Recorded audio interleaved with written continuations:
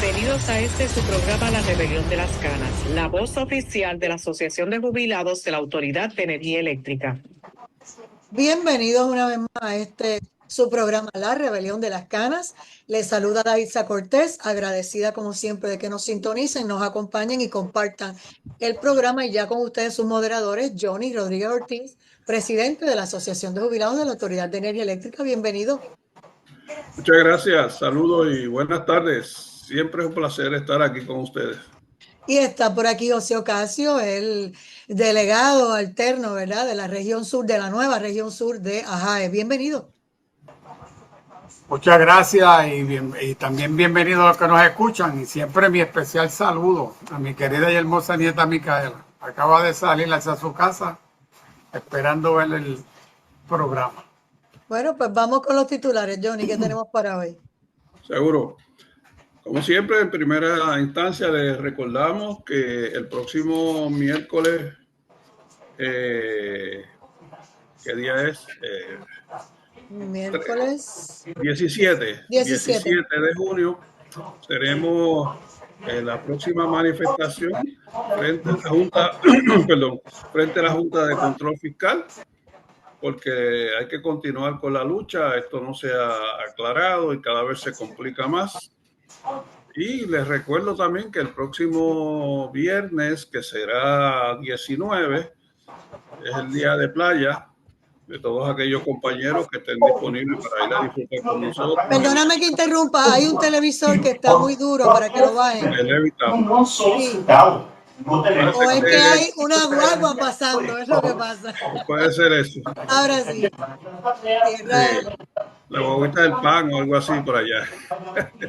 Cierra el micrófono mientras tanto. Johnny, ¿me decías? Se halla como en casa de Ocasio o en casa de Adahisa.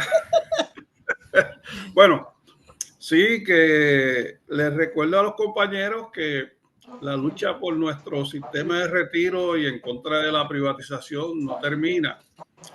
Y cada vez se complica más el panorama de la discusión sobre el plan de ajuste de la deuda, que es parte del problema que estamos teniendo y que es necesario que continuemos en la lucha y que vamos a hacerlo el próximo miércoles 17 a las 10 de la mañana frente a la Junta de Control Fiscal, donde hace ya un tiempo que estamos estacionados, y cuando sea necesario vamos a movernos a la fortaleza porque hay que sacudir el palo. Por otra parte, les recordamos a los compañeros que este verano, el próximo viernes 19, tenemos un día de playa para todos aquellos compañeros que quieran asistir en la playa de Levittown. Por supuesto, serán los compañeros del norte los que asistan y entendemos eso. Pero allí podemos hablar más sosegadamente de muchas cosas más. Espero que no haya policía como en los piquetes. Y promete ser un día inolvidable. Básicamente un descanso y un respiro que ustedes se dan luego de 4 años en las manifestaciones miércoles tras miércoles, reunirse allí en una, como dijo Iris Delia Mato, en una fritanga y compartir un rato, ¿verdad?, en el verano, los que están luchando en pro de las pensiones, ¿verdad?, y en contra de la privatización del sistema de energía eléctrica. Adelante. Sí, 55 meses, casi 5 años. Ahora va la información que tenías para hoy, que tú siempre arrancas de cómo está el sistema. Cuéntanos. Pues cómo no, pero antes de entrar a la situación del sistema eléctrico hoy, yo tengo que hacer un comentario que obviamente tiene que ver con el sistema eléctrico. En esta principios de semana han ocurrido 2 eventos consecutivos en donde tanto Genera como Luma proclamaban que había problemas de generación y por lo tanto públicamente le dijeron al pueblo de Puerto Rico de que podían haber apagones selectivos, que yo le digo así, pero ellos le llaman relevos de carga.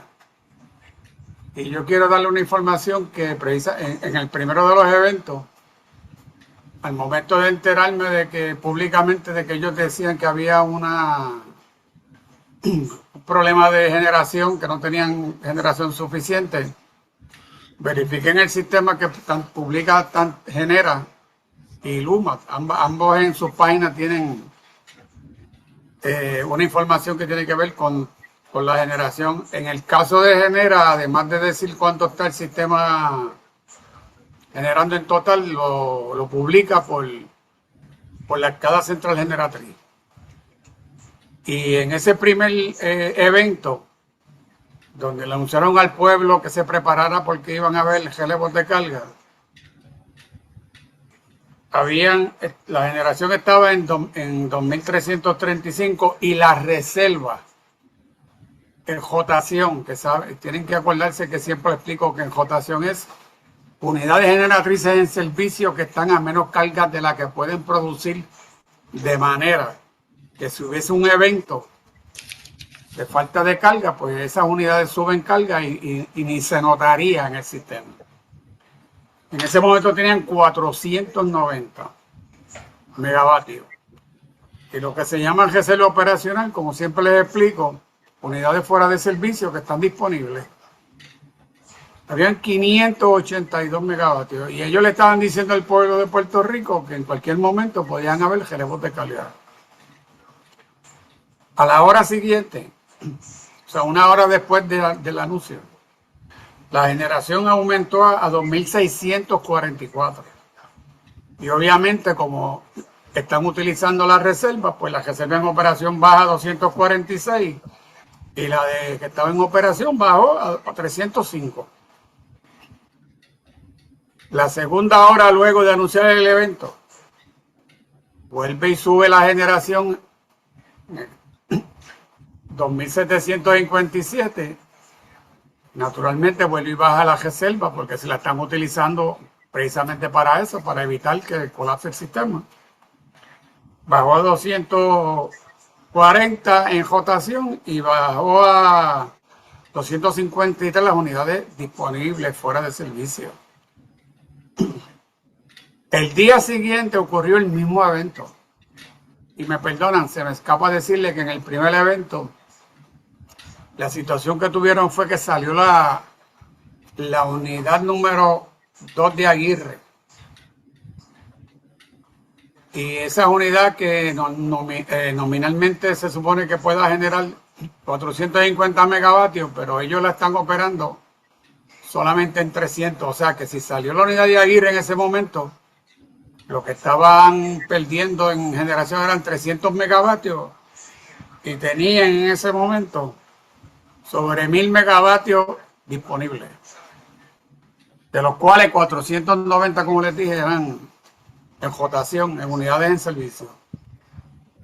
No había manera, desde mi punto de vista, de que tenían que poner al pueblo de Puerto Rico en unas condiciones de que anunciarle de que iba a tener relevos de carga. Al día siguiente hicieron exactamente lo mismo.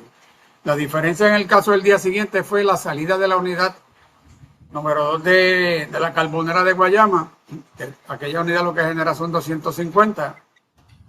Y cuando verifiqué el sistema también tenían suficiente energía en reserva para manejar la pérdida de 250 megavatios. La diferencia también entre ese segundo día y el primero es que la unidad, el primer día la unidad de Aguirre salió como lo que se llama una salida forzada, que fue que pasó algo en términos operacionales y tuvo que salir de servicio.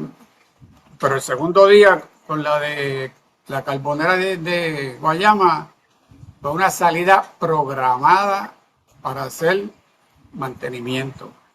O sea que ellos lo sabían que iba a pasar, que se pudieron preparar mejor y no tenían por qué informarle al pueblo que esa situación iba a ocasionar relevos de carga.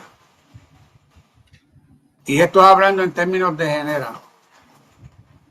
Cuando yo le sumo el componente de Luma, que también se une a ese tipo de tergiversación de la situación que está pasando, tan cercano como hace 24 horas, en una entrevista pública con la presidenta de Luma, decía que en ese momento de la entrevista que el sistema estaba operando con solamente 50 megavatios de reserva.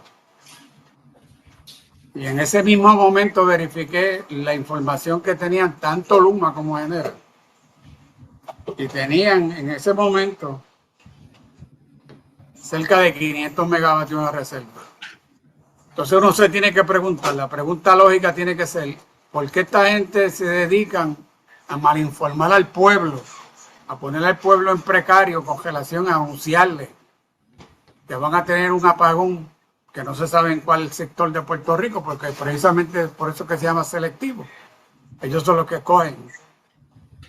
Y si hay alguien que puede meterle mano a este asunto, se llama el zar de la energía, don Josué Colón, porque yo tengo que darle el dato adicional de que Josué Colón, antes de llegar a ser director ejecutivo de la autoridad, fue director del sistema eléctrico. Y si hay alguien que sabe todo lo que yo le estoy mencionando, es este señor, porque él era el jefe, el director del sistema eléctrico de Puerto Rico, que él sabe que lo que estoy diciendo es cómo funciona el sistema eléctrico. Y aquí no ha pasado nada. Ni él, ni ningún otro funcionario de la Autoridad de Energía Eléctrica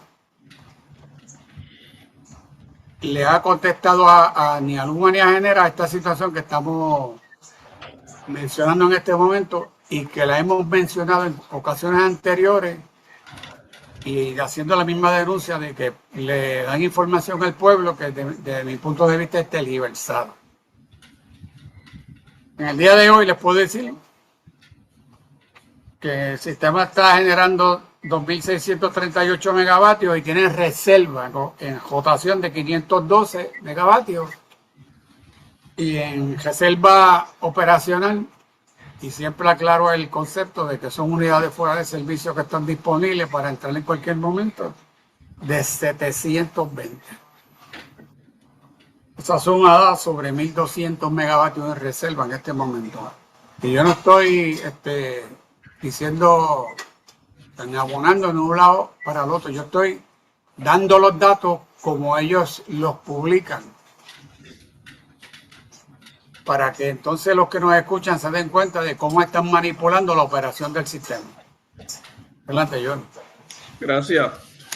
Bueno, yo necesito reaccionar a esa información que está ofreciendo el compañero y no dudo que sea la que el compañero haya encontrado o disponible.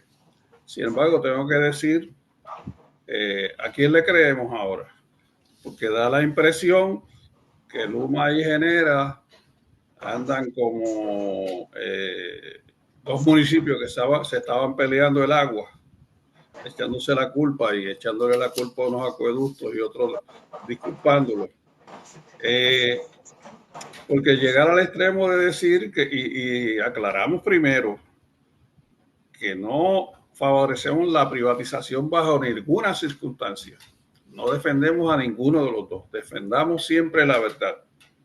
Y la verdad es que decir que hay 50 megavatios de reserva disponible, cuando al otro lado se está diciendo que hay una cantidad multiplicada varias veces por 50.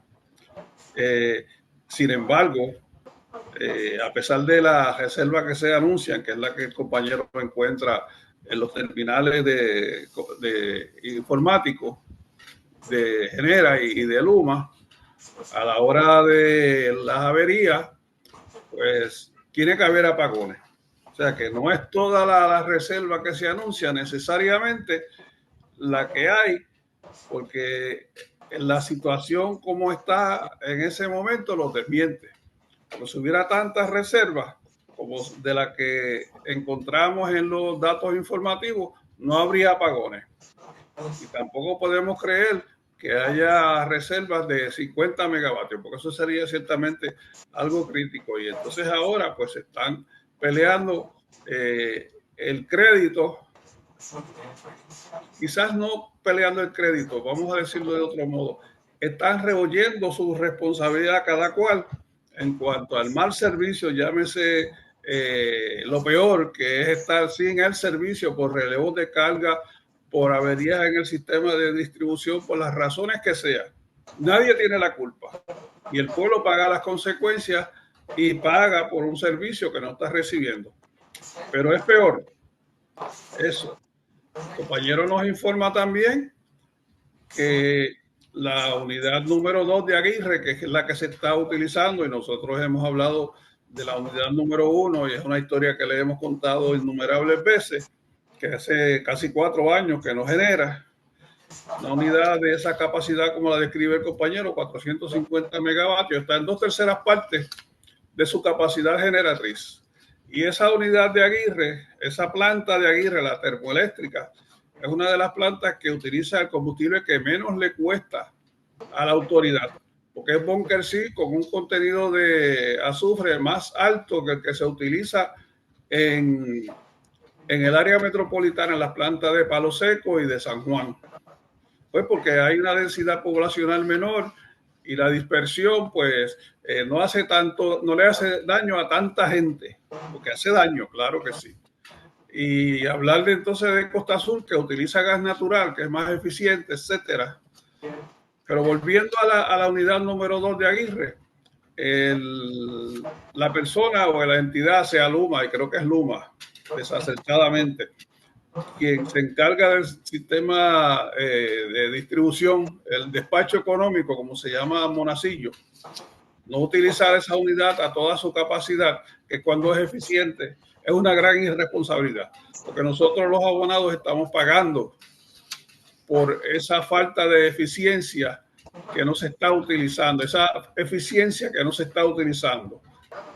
Y esos son parte de los males de la privatización, porque a ellos no les interesa saber si el servicio es más costoso o menos costoso. A ellos lo que les interesa saber es que el servicio que vendan, ellos cobran su tajada. Esa es la realidad. Y podríamos seguir abonando a esto, y de paso le pido disculpas porque no le he mencionado los titulares, y lo voy a hacer ahora con el permiso de los compañeros.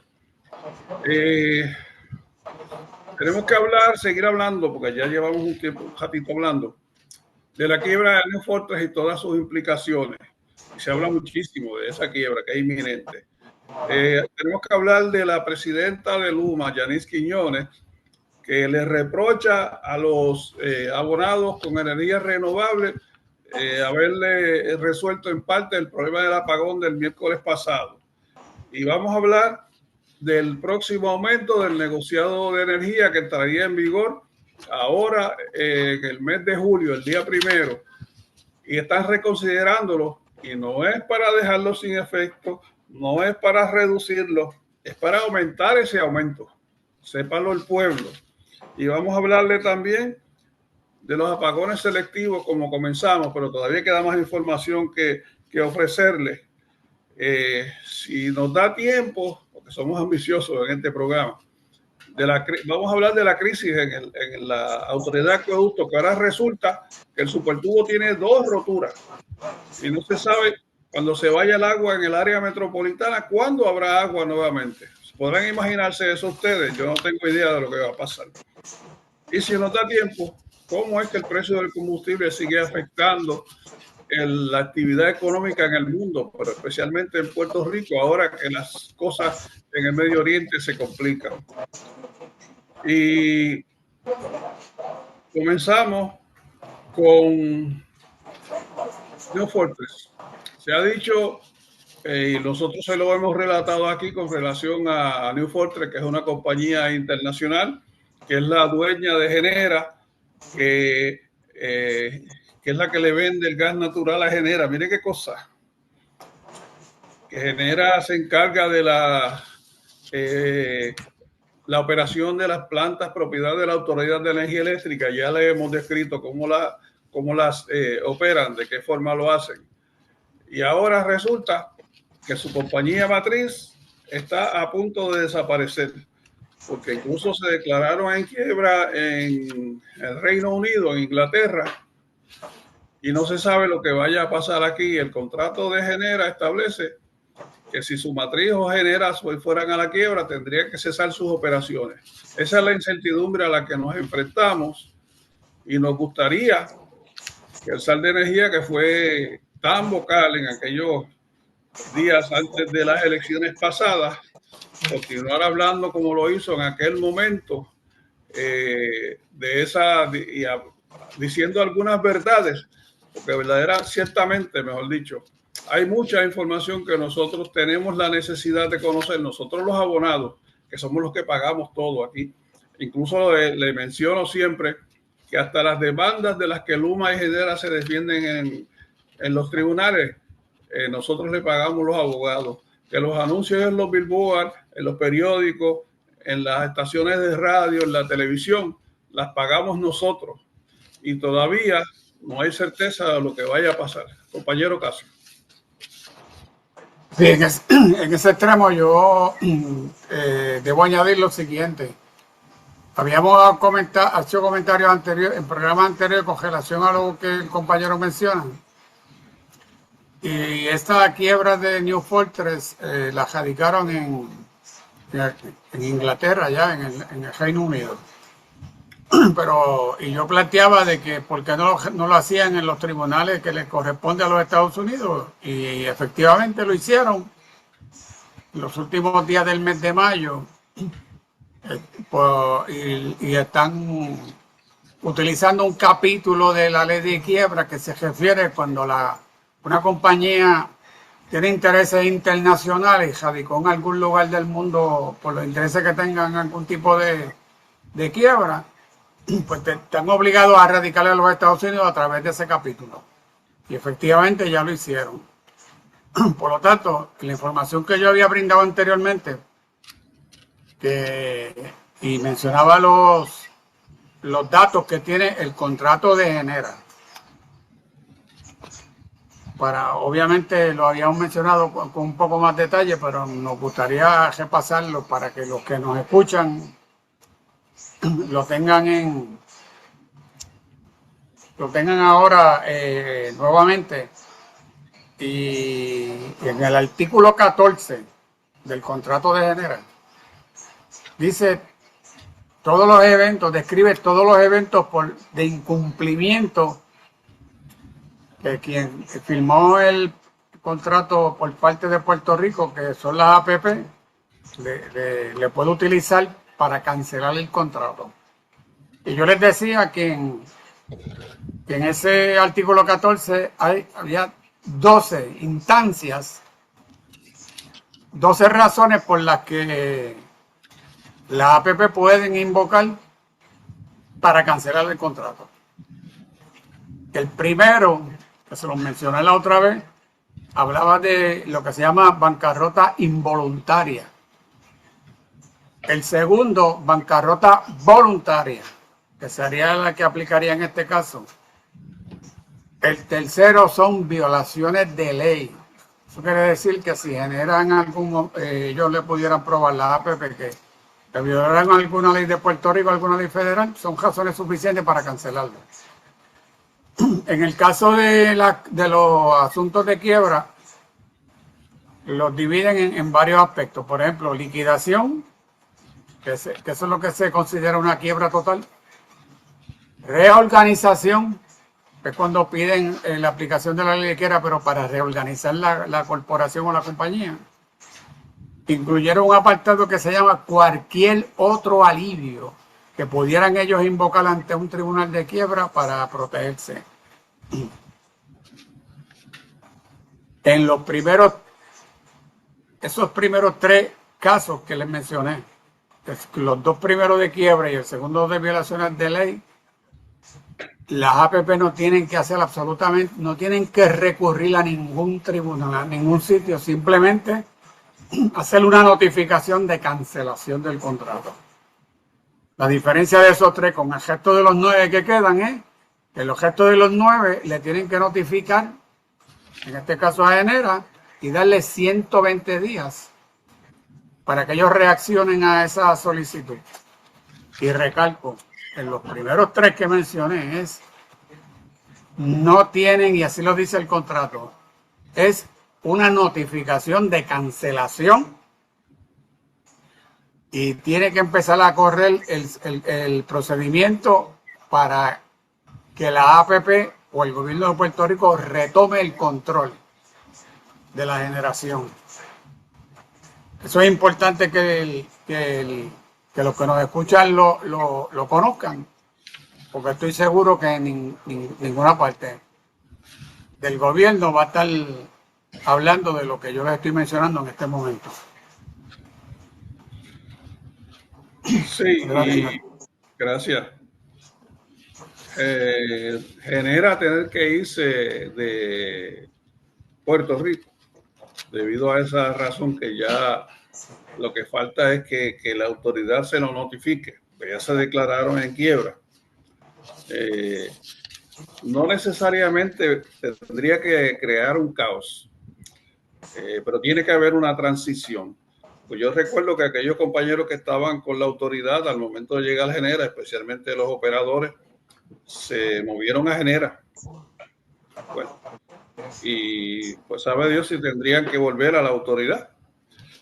Pero la gerencia tiene que ser sustituida, porque verdaderamente la experiencia que tenemos con relación a la operación y ese ejemplo que le mostramos y que le hemos mencionado con tanta frecuencia de lo que está pasando en la planta termoeléctrica de Aguirre, y todavía no hemos hablado como es necesario que lo hagamos, que la planta de ciclo combinado, que es otra planta más, es suficiente razón para que Genera no esté encargándose de la generación, de la operación de las plantas generatrices de la autoridad, porque han quedado muy mal y lo único que tienen un manto de protección más denso que el que tenía Luma con la administración de gobierno anterior.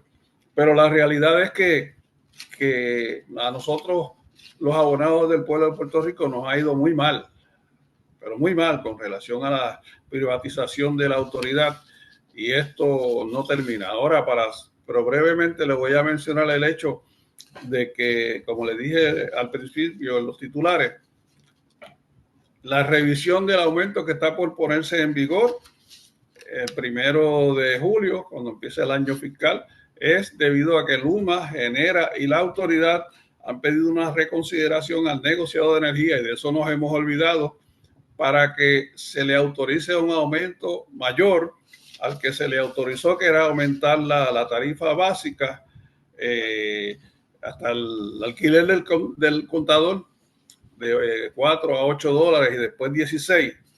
Y eso, después que se aprobó y lo autorizó el negociado de energía, ahora esas tres entidades están solicitando una reconsideración porque el dinero no les da.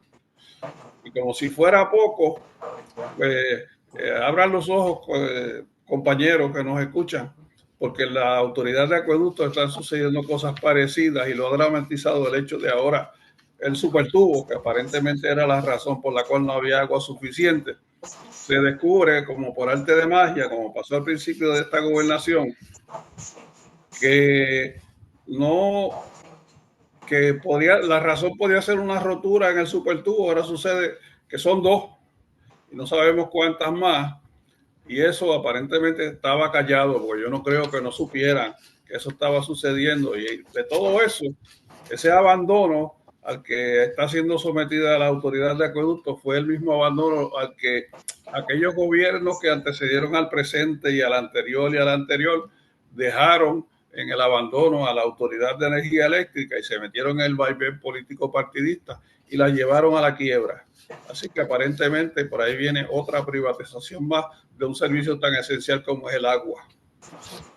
No sé si nos queda tiempo, Ada, pero el compañero Caso me gustaría escucharlo. Bueno, en ese sentido yo tengo que hacer el siguiente comentario.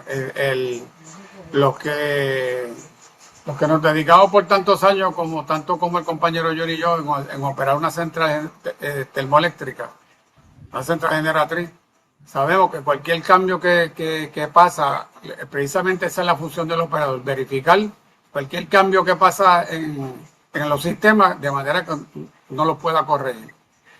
Esta situación que pasa con acueducto y el supertubo, que yo no tengo idea cómo ellos cómo está diseñado y qué sistemas tienen para operarlo, pero se cae de la mata que ellos tienen que saber que si un supertubo como ese, una tubería de 6 pies de diámetro, que trae un caudal de agua enorme desde el área del norte, de Aguadilla, Arecibo, toda esa área de allá, la área metropolitana, tienen que tener algún tipo de registro del flujo que pasa por esas líneas de lo que sale y de lo que llega y a dónde llega. ¿Cómo es posible que no se hayan dado cuenta que tienen una fuga en el camino y nadie se da cuenta de que tiene que haber una diferencia entre lo que sale de un punto y lo que llega al otro? Eso no tiene ninguna explicación y yo espero que no se metan en ese revolú, porque yo creo que si se ponen a explicarlo, todo el mundo se va a dar cuenta de que hay una total ineptitud en el manejo de la operación de ese supertubo. Miren, y para terminar, con la sequía que estamos pasando, más de 45 pueblos, se aproxima quizás racionamiento en muchos lugares, y solamente vaciar ese tubo desde Arecibo hasta el área metropolitana es botar más de casi 3 millones de galones de agua, para entonces reparar y probar y volver a vaciarlo si hubiera roturas nuevamente. Y eso verdaderamente eso no tiene perdón, porque la administración está fallando malamente y no creo que no hayan sido capaces de detectar esa fuga. Lo que pasa es que la estuvieron ocultando a ver cómo la podían introducir. Es mi opinión, mi humilde opinión, basado en que uno es viejo y que hemos visto situaciones parecidas en ocasiones anteriores. El pueblo no se merece que nuestros servicios esenciales sean administrados de forma tan irresponsable como está pasando en este país. Y estamos en plena época de huracanes, que entonces por un lado tenemos la sequía y por el otro lado nos puede dar un azote, un huracán o una tormenta, y nosotros en medio de una avería que con fuertes lluvias ya tú sabes que se va a llenar el cuarto de agua y tú ves todos esos enormes boquetes, ¿verdad? Donde se está trabajando con las averías. Yo no quiero ni pensar. Realmente no hay perdón de Dios. Gracias, Johnny Rodríguez Ortiz, gracias, José Ocasio, por otra edición más de La Rebelión de las Canas. Ya será hasta la próxima semana. Que la pasen bien, linda tarde y lindo fin de semana. Buenas tardes a todos. Muy buenas tardes, buen fin de semana.